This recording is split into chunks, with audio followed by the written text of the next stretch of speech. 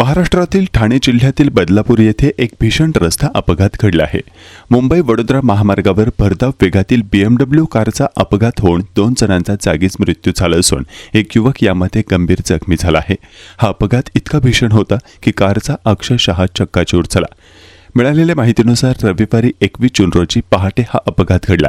संबंधित BMW car टिटवाळाहून बदलापूरच्या दिशेने येत होती।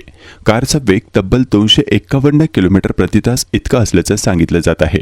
एरंजाड परिसराजवळ चालकाचे वाहनावरील नियंत्रण सुटल्यानं कार दुभाजकावर आदळली।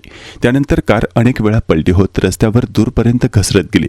या भीषण अपघातात योगेश दिघे आणि रिकेबा जेकब यांचा घटनास्थळीच मृत्यू झाला, तर आनंद नावाचा युवक गंभीर जखमी झाला असून त्याच्यावर ठाण्यातील खासगी रुग्णालयात उपचार सुरू आहेत। प्रत्यक्षदर्शींच्या माहितीनुसार अपघाताची तीव्रता इतकी मोठी होती की मृत झालेल्या एका तरुणीच्या शरीराचे अवयव सुमारे 500 मीटरपर्यंत विखुरल्याचं सांगितलं जात आहे। माहितीनुसार हे सर्व युवक युवती शनिवारी रात्री वाढदिवसाच्या पार्टीत सहभागी झाल्यानंतर बदलापूरकडे परतत होते आणि त्यावेळी हा दुर्दैवी अपघात घडला। घटनेची माहिती मिळताच पोलीस आणि फॉरेन्सिक पथक घटनास्थळी दाखल झाले असून तपास सुरू करण्यात आला आहे। स्थानिक पातळीवर काही जणांनी चालक मद्यधुंद अवस्थेत असल्याचा संशय व्यक्त केला आहे, मात्र याबाबत पोलिसांकडून अद्याप कोणीही अधिकृत पुष्टी केली नाही। फॉरेन्सिक तपासणी आणि पोलिसांच्या अहवालानंतरच अपघाताचे नेमके कारण स्पष्ट होणार आहे।